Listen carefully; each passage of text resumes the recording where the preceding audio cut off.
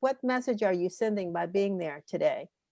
Well, thank you. I'm currently standing on the steps of the Capitol. The building behind me is the Library of Congress. And as I move and pan, you will see the Congress of the United States, the Capitol behind me. This is the House side. And I'm here today because having heard this morning as I was about to make my way to Houston, Texas, that there are persons who have ill intentions coming this way, perhaps to perform another insurrection, I decided that I would not allow them to intimidate, would not allow them to cause themselves to believe that they could deny me the freedom to be where I am. This means a lot to me, the opportunity to stand here on these Capitol grounds, and it means a lot to other people.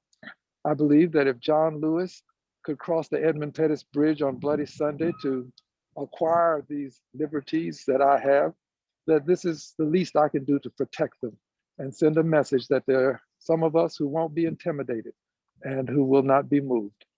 Can you tell us briefly how I know that you were there on January 6th, but what was that experience like for you?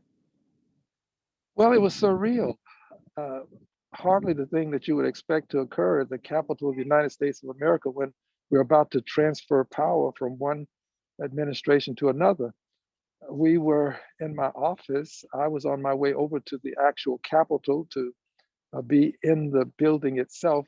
We had time slots that we could fill to go over to the Capitol, and I was stopped by a police officer who said, "You're going to have to shelter in place immediately."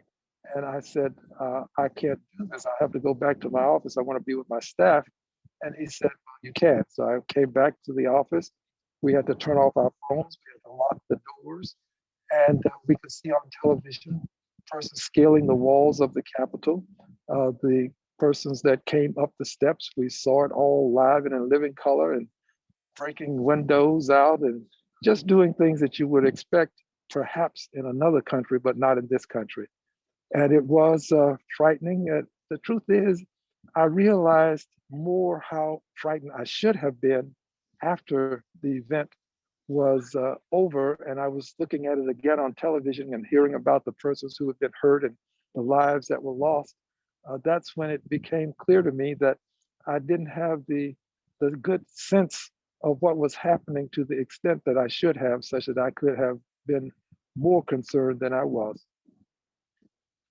And lastly, Congressman, I think it's important for people to know that despite all of this, you all have been very busy. I know last night you all voted on the George Floyd bill that's now going to the Senate.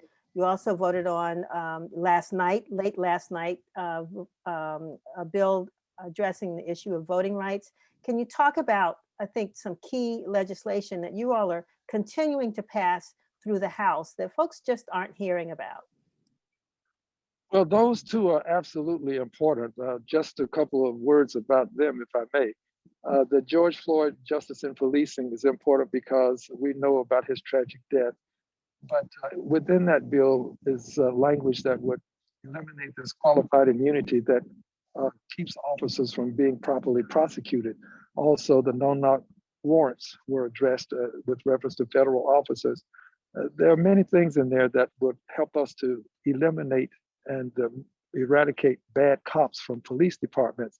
The other was the Voting Rights Act legislation that hopefully will pass the Senate because it opens up the voting rights opportunities. There are barriers to voting now, photo IDs. We like to have people register the same day and vote. There are many things that are important that we will help. We have in that bill to help people vote. Now, with reference to some other things, out of the committee that I'm on, financial services, we have legislation, $75 billion to help people with housing, renters who need help, who are not working. And as you know, this is in the COVID legislation that the president has asked for. We have money in there to help small businesses. We have money in the bill to help persons who are homeless. It really addresses the needs of people on an immediate basis, such that we can give them the transitional period to get back into the mainstream of American life, because a lot of people are still suffering. These are the kinds of things that are happening that people may not be aware of. And I said lastly, but this is my lastly. You're getting ready to go back to Houston. Texas is about to open up fully. How do you feel about that? I think that this governor has not really given the kind of thought that I would give to this. Example, I understand that there are some people who have a hands-on experience with their work. These are persons who bag food at the food markets. They work in stocking. They drive the buses. They are the sanitation workers. Most of these persons in Houston are minorities.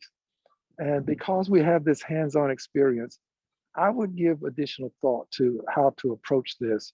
I would consider the fact that these persons now having to go to work, they don't have the option of staying home or working from home. They don't have the option of just deciding that I'll take the money that I might get from the government because it's not enough. So they have to go out to support their families. If we open up and allow people to go into the food markets without masks, these persons are going to be there. And if someone happens to have the virus, it can be passed on to them. They haven't been given vaccinations. They need an opportunity for us to either vaccinate them or for people to at least continue to wear the mask to protect them. And with no requirement from the state that the mask be worn, with the businesses trying as best as they can to enforce standards that the state will not, I think it's going to be difficult. So regrettably, the governor is not doing what I do, which is I would work with the federal government. We are bringing in 6,000 shots in arms per day in Houston, Texas, and give us a few more weeks, get people vaccinated, and then we can make this bold move to open up. It's a risky thing that he's doing. I pray that people won't be hurt. My fear is that they will. And it's the kind of thing that you can live to regret if you're wrong. Better to be safe than to be sorry when it deals with lives, especially lives of people who have no choice but to be involved because they have a hands-on experience with their work. Congressman Green, I want to thank you so much for taking time to talk to us today. Please be safe and travel safely, and we'll check in with you again in the coming weeks. Well, thank you very much, and I look forward to it. God bless. God bless.